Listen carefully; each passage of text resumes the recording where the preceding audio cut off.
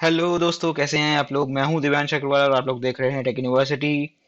आज मैं आप लोगों से एक और डेटा साइंस कोर्स के बारे में बात करूंगा इस वीडियो में। तो आज की जो वीडियो है, हम लोग चलते हैं सीधा ओटावा, कनाडा की capital.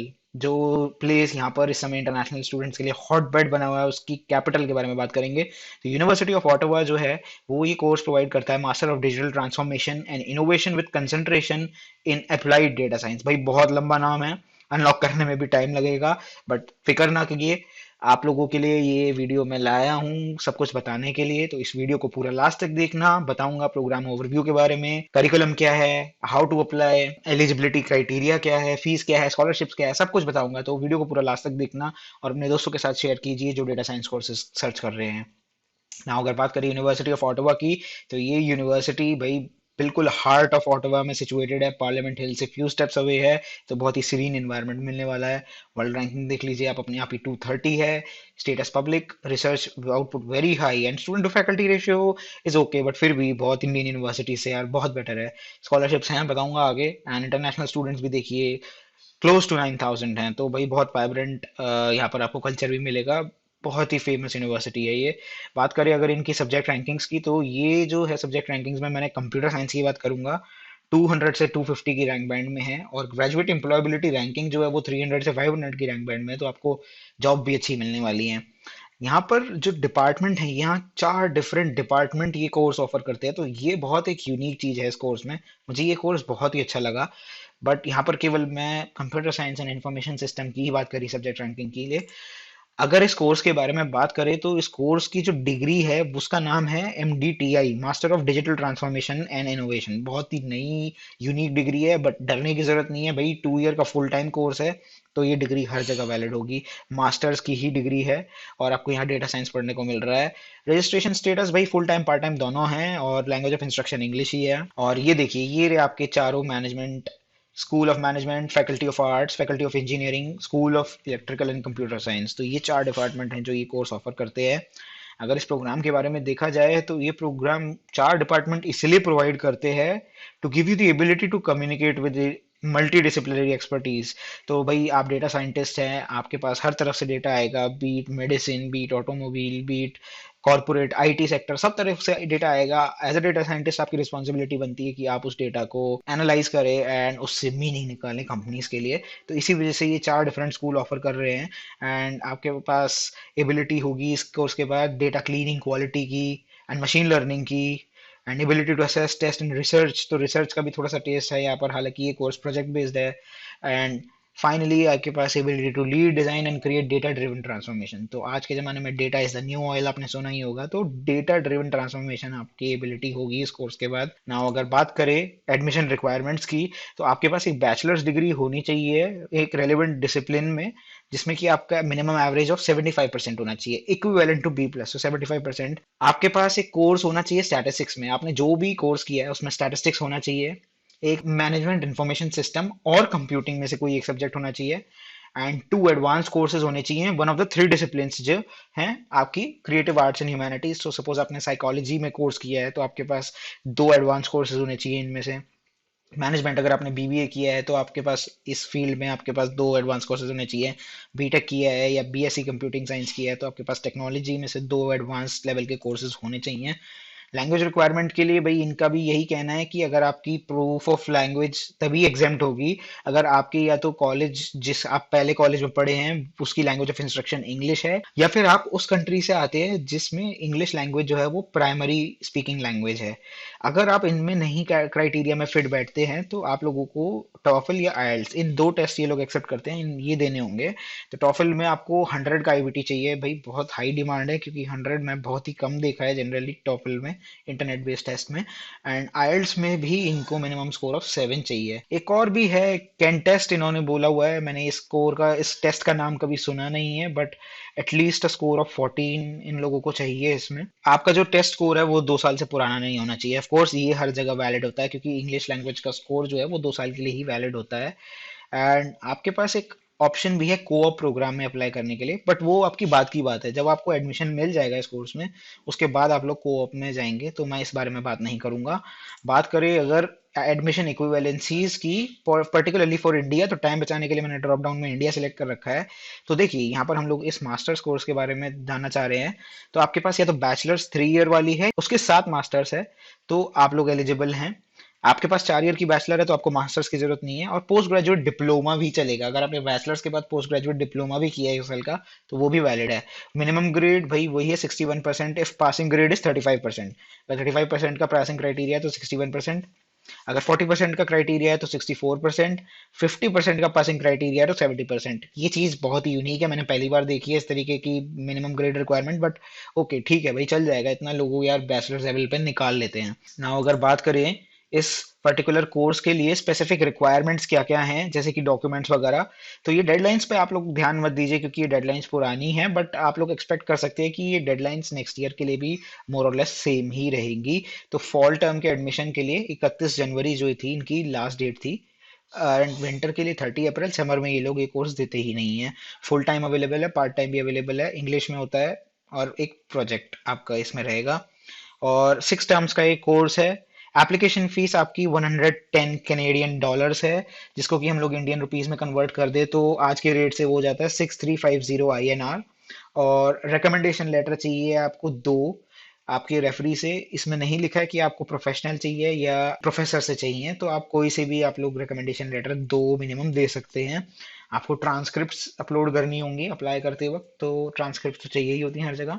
And proof of proficiency of English language, तो वो आपको देना है। और उसके अलावा जो रिक्वायर्ड डॉक्यूमेंट्स हैं उसमें रेज्यूमे आपको चाहिए, उसके अलावा दैट्स इट। और इन्होंने कुछ भी नहीं मांगा है। एसओपी मुझे दिख नहीं रहा है, but I really motivate you कि आप लोग अपना एक एसओपी लिख के तैयार रखें, क्योंकि आगे हो सकता है ये लोग मांग लें, बट यहाँ पर मेरे को एसओपी कहीं दिख नहीं रहा है। बात करें अगर इस प्रोग्राम के रिक्वायरमेंट्स की, तो कोर्सेज क्या क्या हैं इस पर्टिकुलर कोर्स में। तो आपके जो कंपलसरी कोर्सेज हैं वो 3 तो यही हैं: data science applications, fundamentals for applied data science, and research workshop in digital transformation and innovation. और 3 ऑप्शनल कोर्सेज आपके ये हैं: communication ethics, ethics for design AI and robotics, ethics values and information dilemmas. तो ये आपके 3 optional course हैं। उसके अलावा आपको 6 कोर्स जो आपको कंप्लीट करने हैं वो अप्लाइड डेटा साइंस कोर्सेज की बकेट में से करने हैं।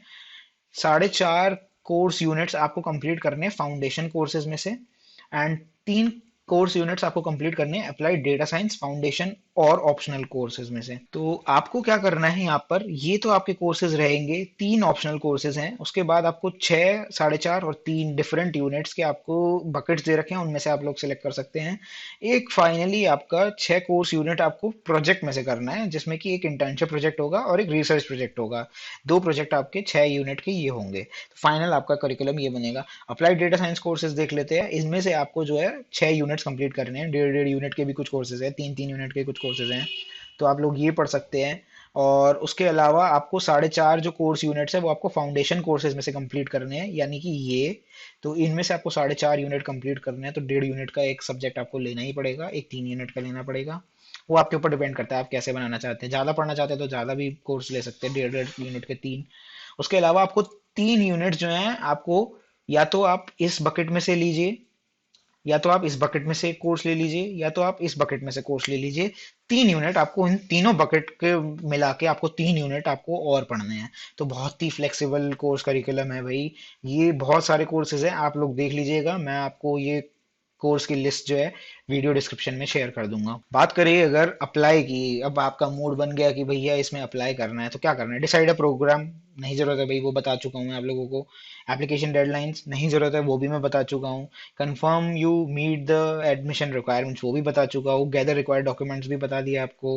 Gather any letter of recommendation, जिससे आपको चाहिए वो आपको करना पड़ेगा। आप अपने प्रोफेसर्स को कॉन्टैक्ट कीजिए, डेडलाइन ओपन होने से पहले ही भाई अपने पास रख लीजिए, वो तो बहुत अच्छी बात होगी। तुरंत आप लोग अप्लाई कर दीजिए। एंड लैंग्वेज प्रोफिशिएंसी रिक्वायरमेंट के लिए पता कीजिए अपने कॉलेज से। कॉलेज आजकल ट्रांसक्रिप्ट के पीछे ही लिख के दे देता है कि our language of instruction was English, तो क्योंकि मेरी यूनिवर्सिटी ने इसी तरीके से मेरे को जो है मार्कशीट्स दी थी।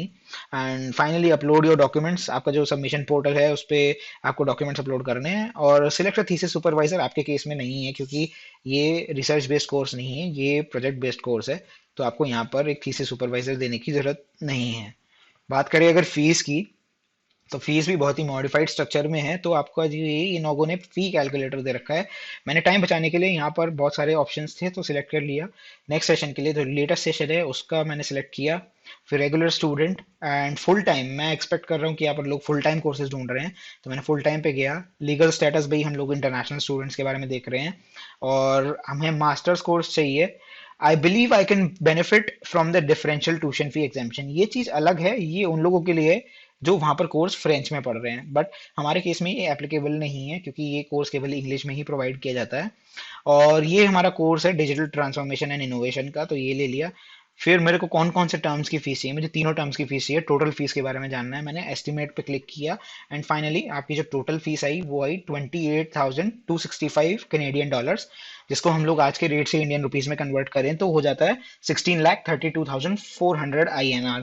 उसमें देख लेते क्या क्या है। फॉल टर्म, विंटर और स्प्रिंग टर्म, तीन टर्म्स हैं आपके ये। तो उसके लिए आपकी जो है इतनी इतनी फीस जा रही है 8,573 कैनेडियन डॉलर्स। उसके अलावा यू पास है, आपको भाई कनाडा में कहीं भी ट्रैवल करना है तो यूनिवर्सिटी पास जो होता है वो आपका एक बस के टिकट की तरह काम करता है, तो आप वो भी वहाँ पर अप्लाई कर सकते हो, बस की टिकट देने की जरूरत नहीं है। तो इतनी फीस आपकी इससे बनती है। स्टूडेंट सर्विसेज हैं कुछ जो स्पेसिफिक होती हैं यूनिवर्सिटी रिलेटेड, वो भी हैं यहाँ पर। और ग्रुप हेल्थ इंश्योरेंस है, यूनिवर्सिटी हेल्थ इंश्योरेंस प्लान है, स्टूडेंट एसोसिएशन है, इंसिडेंटल फीस है। तो वो सब चीज़ें हैं, जोड़ जुड़ा के इन लोगों ने इतना फीस का आपका स्ट्रक्चर बनाया है, कैलकुलेट किया गया है, जो कि बहुत ही रीजनेबल है। नाउ सबसे मेन थिंग भाई, स्कॉलरशिप्स क्या क्या है हमारे पास यहाँ पर। फिर भी अगर आपको लगता है कि ये डिग्री हमारे लिए नहीं है क्योंकि फीस ज़्यादा हो रही है, भाई स्कॉलरशिप्स के ऑप्शन भी हैं आप लोगों के पास।